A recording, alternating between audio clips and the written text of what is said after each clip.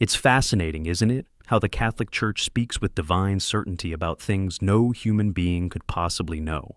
There's a strange comfort in that confidence, an institution declaring with full authority what happens after death, who is forgiven, and who must burn.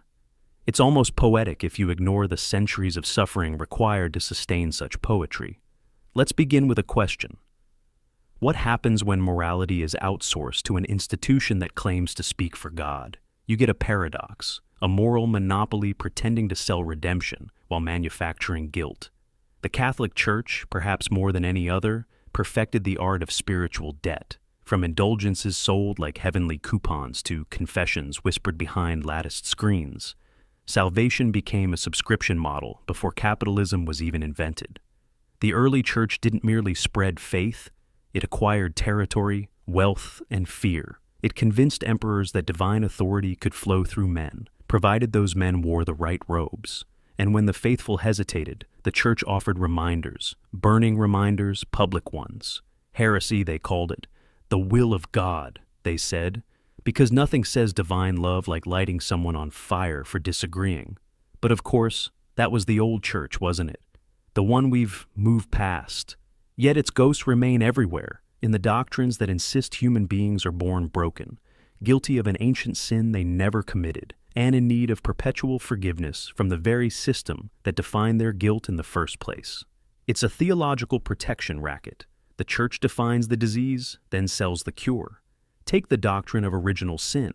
It's a curious belief that the moral burden of humanity began with one woman taking dietary advice from a snake. From that fable, the church built a global enterprise, convincing billions that they inherit guilt from birth. A newborn, barely breathing, is already spiritually indebted. The first bill arrives in holy water, baptism they call it, washing away a sin no one remembers committing. It's a clever business model. Start your customer base young. Then there's the concept of confession, a ritual designed to relieve guilt, but more subtly, to reinforce dependency. Imagine telling another human, often a celibate stranger in a booth, that you have sinned and that his approval determines your absolution. There's something profoundly psychological in that design. The sinner kneels, the priest listens, the church maintains control over both. It's not just forgiveness, it's surveillance disguised as mercy. Some might say confession is therapeutic, but therapy encourages self-awareness. Confession discourages it. The goal isn't to understand why you did wrong. It's to accept that wrongness as part of your fallen nature and beg to be washed clean by authority. It's not growth, it's absolution without evolution. And what of the celibate clergy?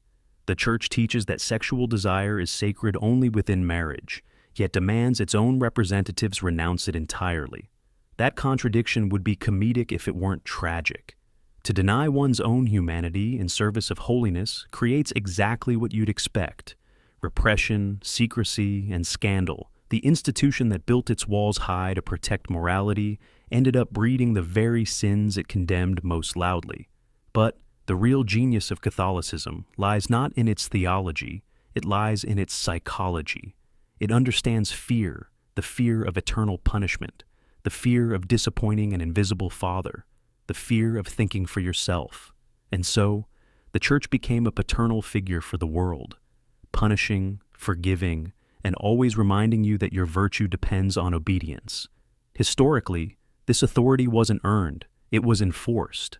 When Galileo dared suggest that the earth wasn't the center of the universe, the church accused him of heresy. It wasn't the stars that revolved around men, it was the church's power that revolved around ignorance. Knowledge was dangerous because it threatened monopoly over mystery, and yet, the church's strength has always been its ability to adapt its image while preserving its essence. Modern Catholicism speaks the language of compassion, of charity, of reform, but beneath the rebranding lies the same foundational idea, that human beings require spiritual supervision, that morality without divine sanction collapses, that people cannot be trusted to be good on their own. This belief is quietly insulting, isn't it? The idea that goodness must be authorized by something external, that empathy, love, and justice don't exist unless stamped by heaven. It reduces the noblest parts of humanity to borrowed virtues. The church has always excelled at disguising control as care. Consider how confession, obedience, and submission are painted as acts of humility, when in reality, they are mechanisms to suppress doubt. To doubt the church is to doubt God, and to doubt God is to endanger your soul. This circular reasoning ensures the faithful stay within the pen, even as they call it pasture. It's no coincidence that Catholic architecture mirrors its theology. Step inside a grand cathedral, towering ceilings, dim light, colored glass filtering divine stories. It's beautiful, yes, but it's also strategic. You feel small beneath those arches. The scale is meant to humble you, to remind you of your insignificance. It's not just worship, it's design psychology. The building itself preaches the sermon. You are tiny, we are vast. Kneel accordingly. The contradictions pile higher than the domes of the Vatican. A church that preaches poverty yet drips in gold. A hierarchy that speaks of equality under God but reserves power for men in robes. A system that condemns greed yet collects donations in golden plates. And the irony? Those who point out these contradictions are accused of cynicism, as though noticing hypocrisy were a moral flaw. There's something profoundly theatrical about Catholicism. Every ritual, every robe, every word echoes like a script written for eternity. The incense rises, the bells chime, and the faithful kneel on cue. It's performance art with moral consequences. The Church calls it liturgy. Psychologists might call it conditioning. This choreography of belief works because it appeals to the senses before it reaches the mind. The soft glow of candles, the velvet solemnity of Latin, the rhythmic confession of, through my fault, through my fault, through my most grievous fault. The faithful internalize guilt, not as an occasional feeling, but as a fundamental truth about their existence. And guilt, when institutionalized, is the most reliable instrument of obedience ever invented. The Church didn't just inherit sin, it monetized it.